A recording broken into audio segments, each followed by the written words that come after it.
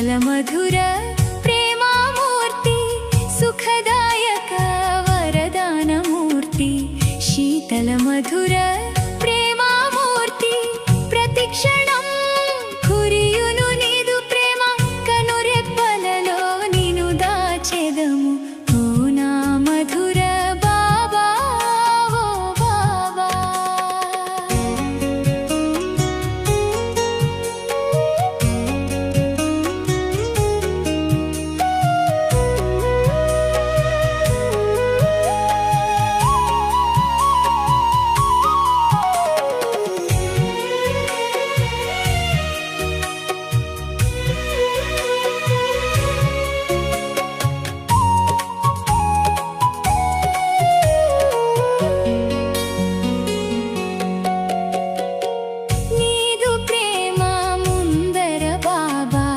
లోకపు సుఖములే పాటి నీదు ప్రేమ ముందర బాబా లోకపు సుఖములే పాటి నీదు మధుర అమృతవాణి సదా వినాలని మది కోరును ఓ నా మధుర బాబా ఓ బాబా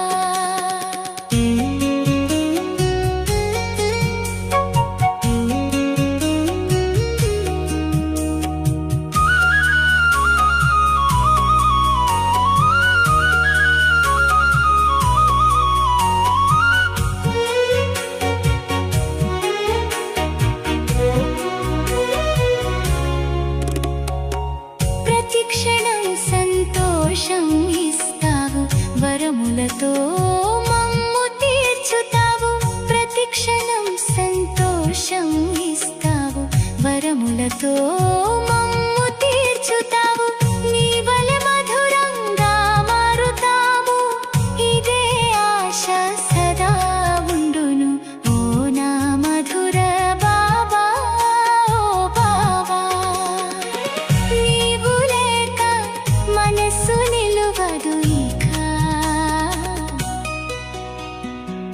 నీవు లేక మనసు నిలువదు ఓ నా మధుర బాబా ఓ బాబా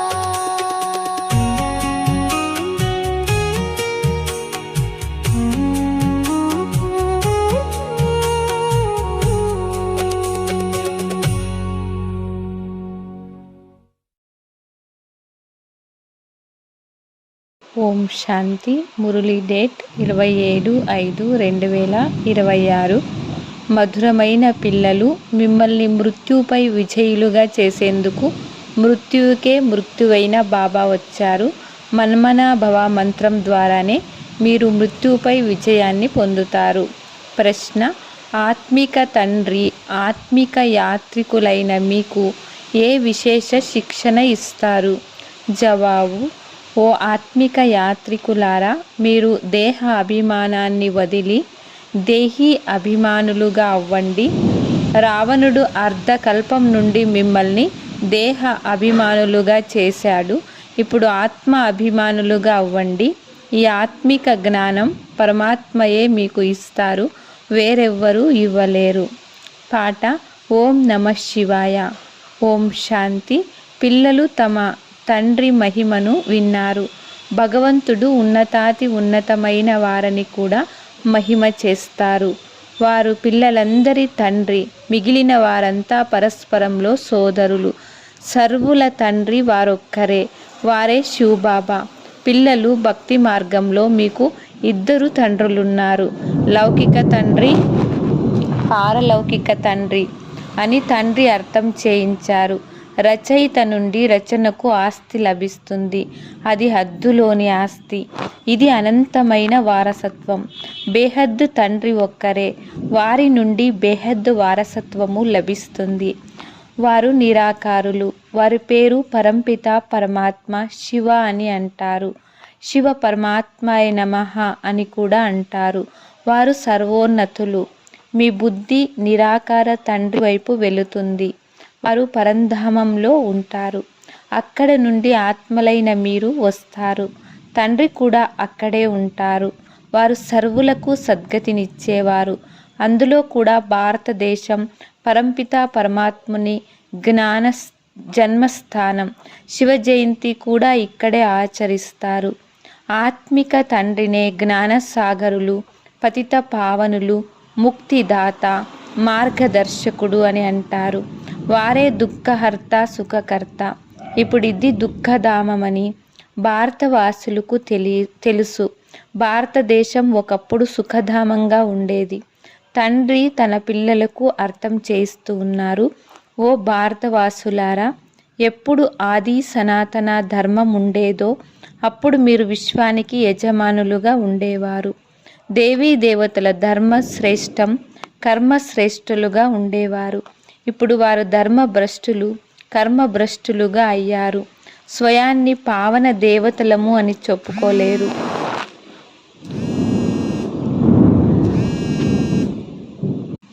కలియుగ అంతిమం వరకు భక్తి మార్గం నడుస్తుంది. ఇందులో జ్ఞాన మార్గం ఉండదు. జ్ఞానం ద్వారా సద్గతి కలుగుతుంది. సర్వుల సద్గతి దాత అయిన తండ్రి ఎప్పటి వరకు రారో అప్పటి వరకు సద్గతి లభించదు. తండ్రి చెప్తారు, నేను కల్పం యొక్క సంగమ యుగంలో వస్తాను. ఈ సమయంలో ఉండేది పతిత ప్రపంచం. ఇందులో పావనులు ఒక్కరు కూడా లేరు. సన్యాసులు పవిత్రంగా అవుతారు, కానీ వారు మళ్ళీ ఇక్కడే పునర్జన్మలు తీసుకోవలసి ఉంటుంది. వికారాల ద్వారా జన్మించవలసి ఉంటుంది. వాపస్ వెళ్ళలేరు.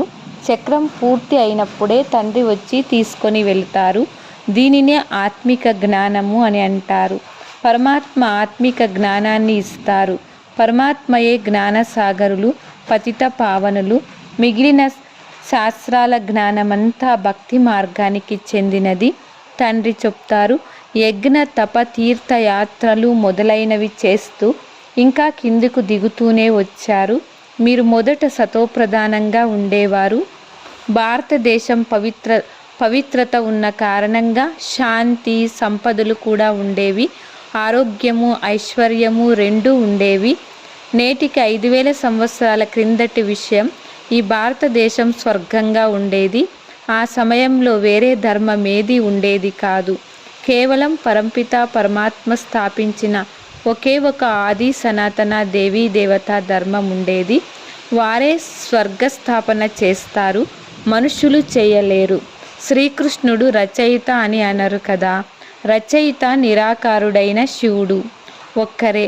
మిగిలిన వారంతా వారి రచయిత నుండి రచనకు ఆస్తి లభిస్తుంది. నేను మీ అనంతమైన తండ్రిని. మీకు 21 జన్మలకు అనంతమైన ఆస్తినిస్తాను. పవిత్రమైన సూర్య చంద్ర వంశ ధర్మాలను స్థాపన చేస్తాను అని తండ్రి చెప్తున్నారు. తండ్రి జ్ఞాన సాగరులు, సుఖ సాగరులు కనుక మిమ్మల్ని కూడా అలా తయారు చేస్తారు. భారతదేశం సుఖధామంగా ఉండేది. ఇప్పుడు ఇది దుఃఖధామంగా ఉంది. తండ్రి ఎలా వస్తారో ఎవ్వరికీ తెలియదు. సత్యుగం ఆది నుండి కలియుగం అంతిమం వరకు ఈ పూర్తి చరిత్ర భూగోళాలు భారతదేశానికి చెందినవే. ఈ లక్ష్మీనారాయణులు ఎంతో ఆరోగ్యవంతులుగా, ఐశ్వర్యవంతులుగా ఉండేవారు. వారికెప్పుడు అనారోగ్యం కలిగేది కాదు. ఇప్పుడు మృత్యువుపై విజయం పొందేందుకు శిక్షణ పొందుతూ ఉన్నారు.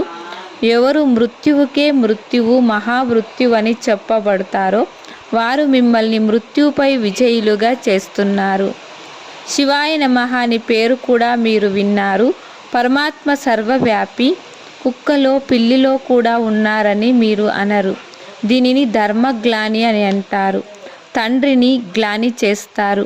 ఇప్పుడు ఇది కలియుగం యొక్క సంగమ సమయం. ఈ సమయంలో వినాశకాలే విపరీత బుద్ధి అని అంటారు. ఇప్పుడు వినాశన సమయంలో నిలిచి ఉంది. యాదవులు, కౌరవులు, పాండవులు ఏం చేసి వెళ్ళారో గీతలో కూడా వ్రాయపడి ఉంది.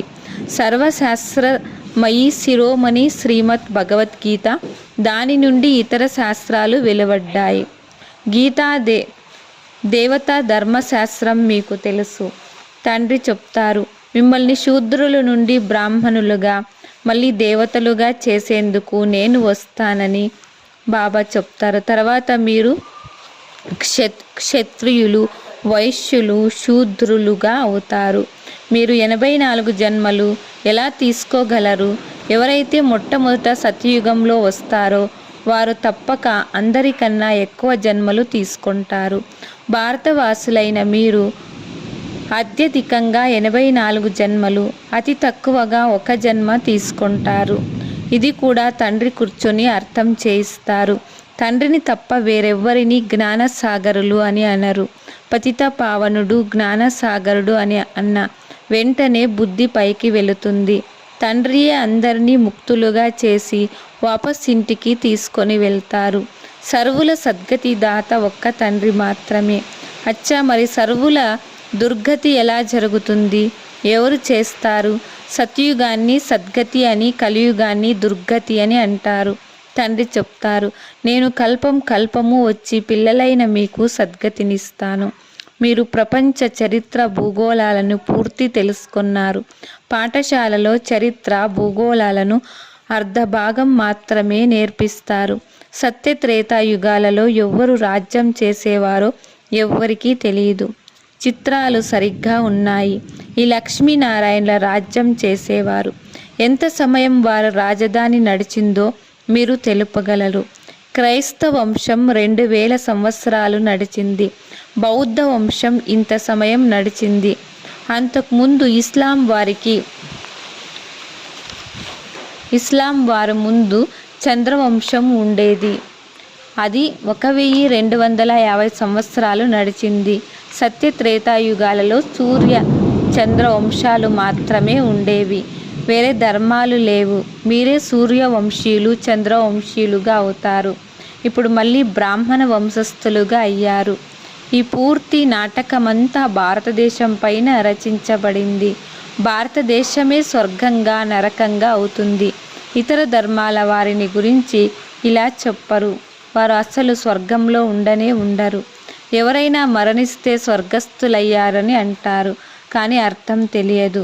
నరకవాసులు నరకంలోనే జన్మ తీసుకోవాల్సి ఉంటుంది. స్వర్గవాసులు స్వర్గంలోనే పునర్జన్మలు తీసుకుంటారు. ఈ లక్ష్మీనారాయణులు స్వర్గవాసులుగా ఉండేవారని పిల్లలైన మీరు అర్థం చేసుకున్నారు. వారు ఈ రాజ్యాన్ని ఎలా పొందారో మీకు తెలుసు. లక్షల సంవత్సరాల విషయమైతే గుర్తు కూడా ఉండదు. సత్యయుగంలో ఈ శాస్త్రాలు మొదలైనవేవీ ఉండవు. ఇదంతా భక్తి మార్గంలోని సామాగ్రి. మెట్లు కిందకు దిగాల్సిందే. సతో ప్రధానం నుండి సతో రజో తమోలేకి వస్తారు. ఈ మెట్లు దిగేందుకు 5000 సంవత్సరాలు పడుతుంది. సత్యయుగంలో 16 కళా సంపూర్ణులుగా ఉండేవారు. త్రేతాయుగంలో 2 కళలు తగ్గిపోతాయి.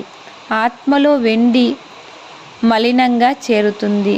రాగి యుగంలో వచ్చినప్పుడు రాగి మలినంగా చేరుతుంది. ఈ సమయంలో పూర్తి తమోప్రధానంగా ఉన్నారు. ఆత్మలోని మలినం చేరుతుంది. మీరే పూర్తి 84 జన్మలు తీసుకుంటారు. ఈ ఆత్మిక తండ్రి అయిన శివబాబా వచ్చి ఆత్మిక పిల్లలకు అర్థం చేస్తారు. మీరిప్పుడు ఆత్మ అభిమానులుగా అవ్వాలి. రావణుడు ప్రవేశించడంతో అందరూ దేహ అభిమానులుగా అయిపోతారు. ఇప్పుడు స్వయాన్ని ఆత్మగా భావించాలి. మనమే 84 జన్మలు తీసుకొని భిన్న భిన్న పాత్రలను అభినయిస్తూ వచ్చాము. ఇప్పుడు 84 జన్మల చక్రం పూర్తి అయింది. ఇప్పుడు శరీరం కూడా శిథిలావస్థకు వచ్చింది. ద్వాపర యుగం నుండి రావణ రాజ్యం వచ్చింది. సత్యయుగంలో రామరాజ్యం ఉంటుంది. సత్యయుగంలో మీరు ఆత్మ అభిమానులుగా ఉండేవారు. ద్వాపర కలియుగంలో మీరు దేహాభిమానులుగా అవుతారు. అప్పుడు మీకు ఆత్మను గురించి కానీ పరమాత్మను గురించి కానీ తెలియదు. బాబా చెప్తారు, ఆత్మ ఒక నక్షత్రం వంటిది. బ్రుకటి మధ్యలో మెరుస్తూ ఉన్న విచిత్ర నక్షత్రం. దానిని దివ్య దృష్టితో తప్ప వేరే విధంగా చూడలేరు. అది చాలా సూక్ష్మమైనది. ఆత్మని ఒక శరీరాన్ని వదిలి మరొకటి తీసుకుంటుంది. ఆత్మలమైన మనం 84 జన్మలు తీసుకుంటాం. పరంపిత పరమాత్మ కూడా బిందువే. వారిని జ్ఞానసాగరులు, పతిత పావనులు, నాలెడ్జ్ఫుల్ అని అంటారు. పరంపిత పరమాత్మలో సృష్టి యొక్క ఆది మధ్య అంతిమ జ్ఞానం ఉంది. బీజరూపుడైనందున వారిని సచ్చిత్ ఆనంద స్వరూపుడు అని అంటారు. తండ్రిలో ఏ జ్ఞానం ఉందో దానిని తప్పకుండా వినిపించవలసి వస్తుంది. ఇది ఆత్మిక జ్ఞానము. సర్వాత్మల తండ్రి వచ్చి ఆత్మలను చదివిస్తారు. మీరు ఆత్మ అభిమానులుగా అవ్వాలి. శివబాబా మనల్ని చదివిస్తూ ఉన్నారు. వారే జ్ఞాన సాగరులు. బాబాయే వచ్చి స్వర్గాన్ని రచిస్తారు. మిమ్మల్ని స్వర్గానికి యోగ్యులుగా చేస్తారు. ఈ సృష్టి చక్ర రహస్యం మనుషులెవ్వరికీ తెలియదు. తండ్రినే తెలుసుకొని కారణంగా భారతదేశానికి ఈ గతి పట్టింది. భారతదేశంలో పవిత్రత ఉన్నప్పుడు శాంతి సంపదలు కూడా ఉండేవి. ఇప్పుడు ఇది నరకం. మరి ఎవరైనా స్వర్గానికి ఎలా వెళ్ళగలరు? పూర్తి రాతి బుద్ధి గల వారిగా అయిపోయారు. తండ్రి చెప్తారు, నేను పిల్లల కొరకు ఏదైనా బహుమతిని తీసుకొని వస్తాను. మిమ్మల్ని స్వర్గానికి అధికారులుగా చేస్తాను. ఎవరైతే కల్పక్రితం ఆస్తిని తీసుకున్నారో వారే ఇప్పుడు మళ్ళీ తీసుకుంటారు. మనుషుల నుండి దేవతలుగా అవుతారు. వాస్తవానికి అందరూ ప్రజాపిత బ్రహ్మకు సంతానమే. ఇప్పుడు బ్రహ్మ ద్వారా శివబాబా రచనను రచిస్తారు.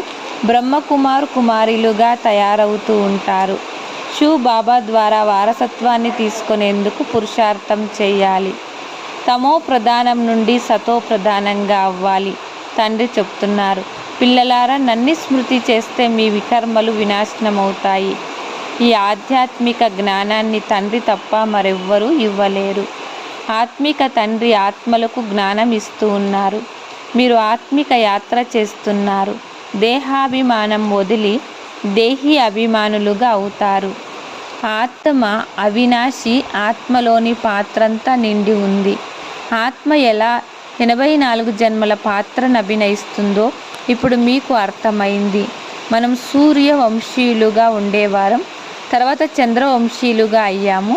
మళ్ళీ మనం సూర్యవంశీయులుగా అవ్వాలి. ఇప్పుడు బాబా సతో ప్రధానంగా అయ్యే శిక్షణ ఇస్తున్నారు. సదా నన్ను ఒక్కరినే స్మృతి చెయ్యండి. భగవాన్ వాచ.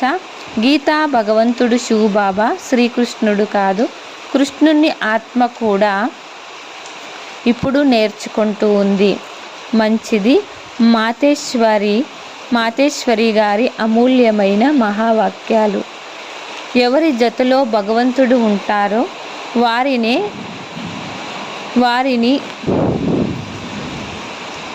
గాలి, వాన మరియు తుఫానులు ఏమి అడ్డగిస్తాయి? ఎవరు సాతిగా భగవంతుడుంటారో వారిని గాలి, వాన మరియు తుఫానులు. ఈ పాట ఆత్మ మరియు పరమాత్మ రెండు వేరు వేరే వస్తువులని, ఈశ్వరుడు సర్వవ్యాపి కాదని రుజువు చేస్తుంది. ఎందుకంటే ఈశ్వరుడు సాతిగా ఉండి హాజరుగా ఉంటున్న సృష్టిలో ఇంత దుఃఖం ఎందుకుంది? మనుషులు ఇంత నిరపేదులుగా, బానిసులుగా ఎందుకున్నారు? పరమాత్మ సుఖ స్వరూపుడు అయితే పరమాత్మ సర్వవ్యాపి అనడం పరమాత్మని అవమానపరచడమే అవుతుంది. భగవంతుడు హాజరుగా ఉంటే ప్రపంచం సుఖ స్వరూపంగా ఉండేలా లేక దుఃఖ రూపంగా ఉండాలా? పరమాత్ముని పిలిచే అవసరం ఎందుకుంటుంది? కనుక ఈ సమయంలో మాయ సర్వవ్యాపిగా ఉంది, పరమాత్మ కాదు. పరమాత్మ కేవలం ఒక్కసారి మాత్రమే సంగమ యుగంలో వస్తారు. అప్పుడు వారిని హాజీర్ నాజీర్ అంటే ఎదురుగానే ఉన్నారు అని చెప్పవచ్చు. ఇకపోతే వారి స్మృతి అందరి హృదయాలలో తప్పకుండా వ్యాపించి ఉంది. శరీరాన్ని నడిపించే శక్తి అయితే ప్రతి ఒక్కరిలో భిన్న భిన్న సంస్కారాల గల ఆత్మగానే, పరమాత్మ కాదు. ఇప్పుడు పరమాత్మను ఎందుకు తోడుగా తీసుకున్నారు ఆలోచించాలి. మాయ అనే గాలి, వాన మరియు తుఫానులు దాటుకొని వెళ్ళేందుకు ఆత్మలమైన మనము ఆ పరమాత్ముని తోడు వేడుకుంటూ ఉన్నాము. ఒకవేళ పరమాత్మ హజూరుగా ఉంటే మాయ యొక్క చిక్కులు ఉండవు. వారి తోడు కొరకు స్మృతి చేయాల్సిన పని ఉండదు.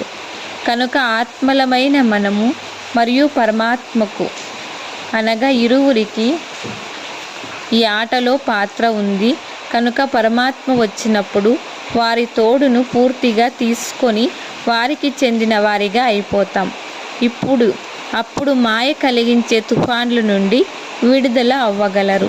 భలే వారు అందరి సుఖదాత కావచ్చు, కానీ ఎవరైతే ప్రాక్టికల్గా వారి ఆశ్రయాన్ని తీసుకుంటారో వారికే తోడు లభిస్తుంది. ఆ పిల్లలకు అదనపు ప్రాప్తి లభిస్తుంది. భలే వారు ఈ ప్రపంచంలో వచ్చి ఉపస్థితులై ఉన్నారు.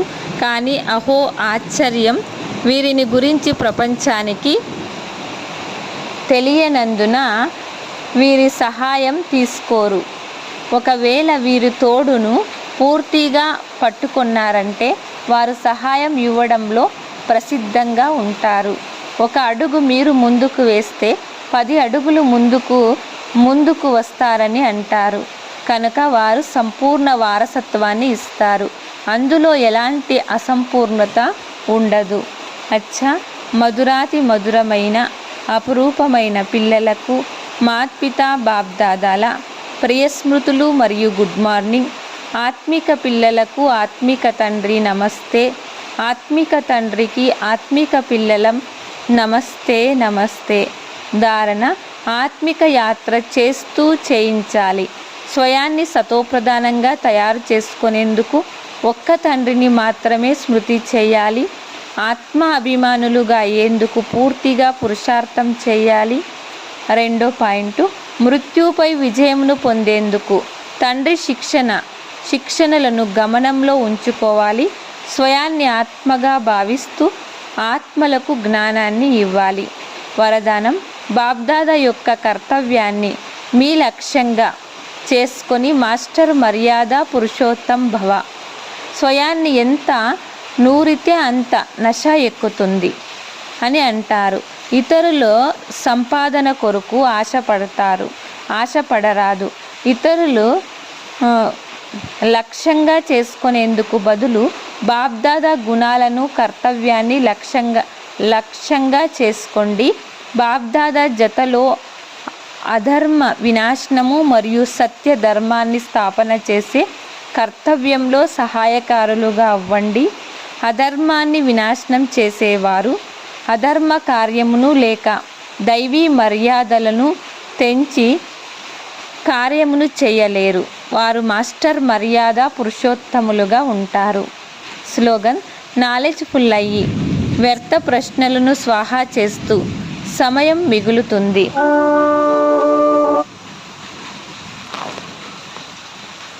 అవ్యక్త సూచన: సదా అచల్ అడోల్ ఏకరస స్థితిని అనుభవం చేయండి. ఏదైనా సంకల్పం వస్తే పైన బాబాకు ఇచ్చేసి స్వయం నిస్సంకల్పం అయ్యి నడుస్తూ ఉండండి. విచారం ఇవ్వడం, సూచన ఇవ్వడం వేరే విషయం, ఆందోళన చెందడం వేరే విషయం. కనుక సదా ఏకరసంగా ఉండండి. సంకల్పం ఇవ్వాలి, వెంటనే నిస్సంకల్పంగా అయిపోవాలి. నేను కర్మేంద్రియ జీత్గా అవ్వాలనే సదా ధ్యాస ఉండాలి. ఏ ఒక్క కర్మేంద్రియం యొక్క ఆకర్షణ కూడా ఒక్క తండ్రి వారిగా కానివ్వదు, ఏకరస స్థితిలో స్థితం కానివ్వదు. ఓం శాంతి.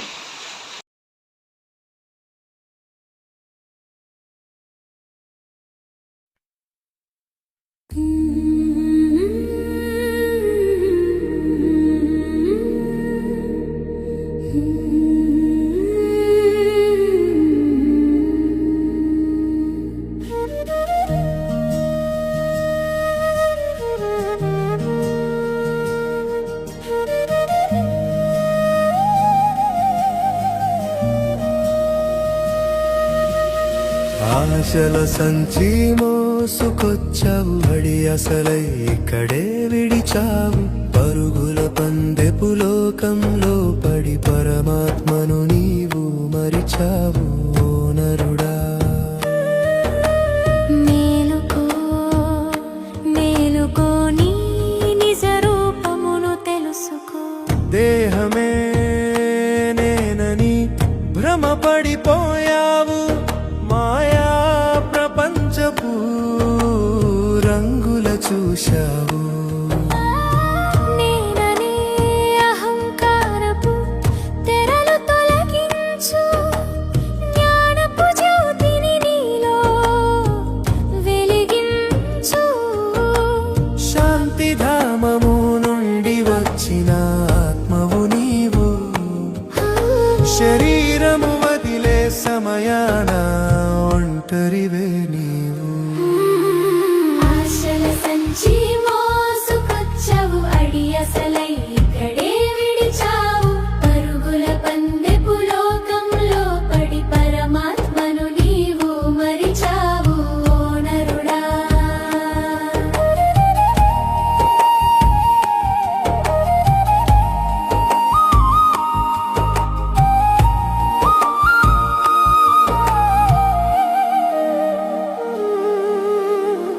కోరికలనే గాలికే నీవులోనైతివి కర్మల బంధనాలకే చిక్కుకుపోతివి శ్రీమత మార్గంలో పయనించవయ్యా శివ పరమాత్మ స్మరణలో నిలవవయ్యా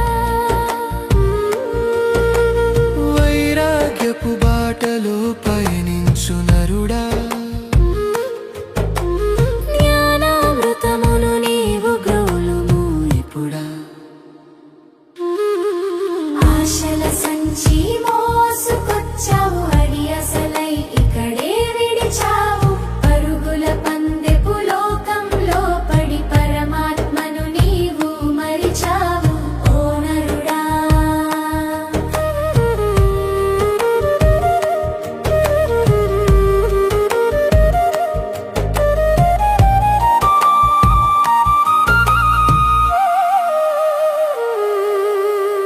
నీలో ఉన్నది దివ్య జ్యోతి స్వరూపం నీవే ఒక అనంతమైన పరమాత్మ దర్పణం మమతల మాయను ఇక్కడే వదిలేసి జ్ఞానయోగముతో ప్రశాంతతను పొందేసి స్వర్ణయుగపు వైభవాన్ని చూడవయ్యా జ్ఞానిగా మారి నీవు ధన్యుడవయ్యా ఆశల సంచి మోసుకొచ్చావు అడి అసలై ఇక్కడే విడిచావు పరుగుల పందెపు లోకంలో పడి పరమాత్మను నీవు మరిచావు ఓ నరుడా ఓ నరుడా మేలుకో నీ నిజ రూపమును తెలుసుకో